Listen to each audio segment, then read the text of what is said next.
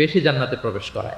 আমরা অনেক সময় ইসলামের এই এসেন্সটা ধরতে পারি না। দেখবেন যে খুব নামাজি স্ত্রীর সাথে খারাপ আচরণ করে, খুব আল্লাহওয়ালা প্রতিবেশীর সাথে ঝগড়াঝাটি, আশেপাশের নেইবরের সাথে, কলিগের সাথে, বন্ধুদের সাথে যে ভালো আচরণ করতে হয়, গুড বিহেভিয়ার করতে হয়, এবং এটাই যে আমাকে সবচেয়ে বেশি জান্নাতে প্রবেশ করানোর মাধ্যম হতে পারে, এটা আমরা ভুলে যাই। প্রাণীদের প্রতি দয়া দেখানো এটা ছোটখাটো কোনো ব্যাপার নয়, এটাই আপনার জান্নাতের কারণ হতে পারে, এটাই আপনার জাহান্নামের কারণ হয়ে যেতে পারে। আল্লাহ রাসূল সাল্লাল্লাহু আলাইহি ওয়াসাল্লাম বলেন, যে ব্যক্তি অন্যকে দয়া দেখায় না, আল্লাহ তাআলা তার প্রতি দয়া দেখায়। এই দুনিয়াতে যারা আছে তোমরা তাদের প্রতি দয়া দেখাও, যিনি আকাশে আছেন তিনি তোমাদের প্রতি দয়া দেখাবেন।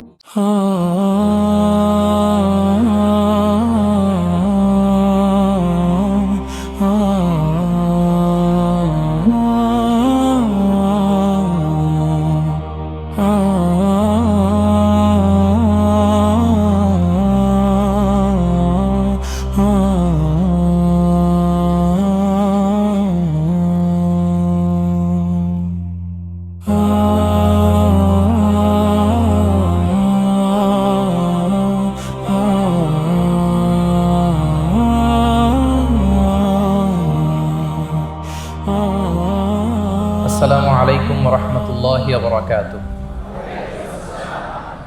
ডিআরএমসি ইসলামিক কালচারাল ক্লাব কর্তৃক আয়োজিত আজকের এই third DRMC national Islamic cultural festival and book fair 2026-এ আপনারা যারা উপস্থিত হয়েছেন তাদের সবাইকে জানাচ্ছি আন্তরিক শুভেচ্ছা এবং মোবারকবাদ। আমরা শুরুতে আল্লাহ রাব্বুল ইজ্জা ওয়াল জালালের দরবারে শুকরিয়া জ্ঞাপন করছি, যিনি আমাদেরকে আজকের এই চমৎকার এই অনন্য আয়োজনে একত্রিত হওয়ার সুযোগ করে দিয়েছেন। এই চমৎকার পরিবেশে আমরা সবাই পড়ছি কালিমাতে শুকর আলহামদুলিল্লাহ। আল্লাহ রাসূল সাল্লাল্লাহু আলাইহি ওয়া আলিহি ওয়াসাল্লামের প্রতি লাখো কোটি দুরুদ এবং সালাম প্রেরণ করে আমি আমার মূল আলোচনা শুরু করছি। আমাকে সুনির্ধারিত একটা টপিকে কিছু আলোকপাত করতে বলা হয়েছে। টপিকটা হচ্ছে দ্য এক্সাম্পলারি প্রফিটিক বিহেভিয়ার, অর্থাৎ আল্লাহ রাসূল সাল্লাল্লাহু আলাইহি ওয়া আলিহি ওয়াসাল্লামের অনুপম চরিত্র, ওনার আচরণ কেমন ছিল, আল্লাহ রাসূল সাল্লাল্লাহু আলাইহি সাল্লামের বিহেভিয়ার কেমন ছিল, উনি মানুষের সাথে কেমন করে মিশতেন, কিভাবে ইন্টারেক্ট করতেন, ডিলিং করতেন, এবং সেখান থেকে আমাদের প্রাত্যহিক জীবনে, আমাদের ডে টু ডে লাইফে আমরা আসলে কি শিখতে পারি, সেই বিষয়টা নিয়ে আমরা কিছু আলোকপাত করবো ইনশাআল্লাহ বিইذنিল্লাহ।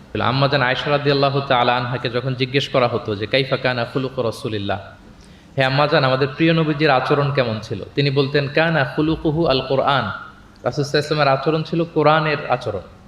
মানে পুরো কোরআনে থিওরিটিক্যালি যা বলা আছে আমাদের প্রিয় নবীজির জীবনে প্র্যাকটিক্যালি সেটা করে দেখানো আছে। তিনি যখন মদিনার রাস্তা দিয়ে হেঁটে যেতেন, as if a living Quran is walking on the street, মনে হতো একটা জীবন্ত কোরআন মদিনার রাস্তা দিয়ে হেঁটে হেঁটে যাচ্ছে।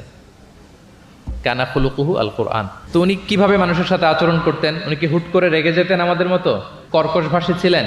বাজে আচরণ করতেন কারোর সাথে? ওনার ব্যবহার দিয়ে, বিহেভিয়ার দিয়ে কখনো কারো মনে কষ্ট দিয়েছেন এমনটি কি আমরা কখনো কেউ শুনেছি?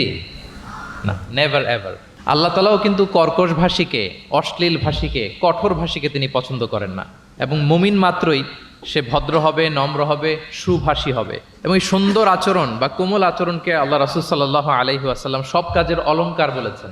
যেই ব্যক্তি থেকে কোমলতাকে সরিয়ে নেওয়া হয়েছে তার থেকে সব ধরনের খায়েরকে সরিয়ে নেওয়া হয়েছে। যার মধ্যে কোমলতা নেই, মানে সুন্দর আচরণ নেই, তার মধ্যে কোনো খায়ের নেই, তার মধ্যে কোনো কল্যাণ নেই। আমরা যদি আল্লাহ রাসূল সাল্লাল্লাহু আলাইহি ওয়া আলিহি ওয়াসাল্লামের পুরো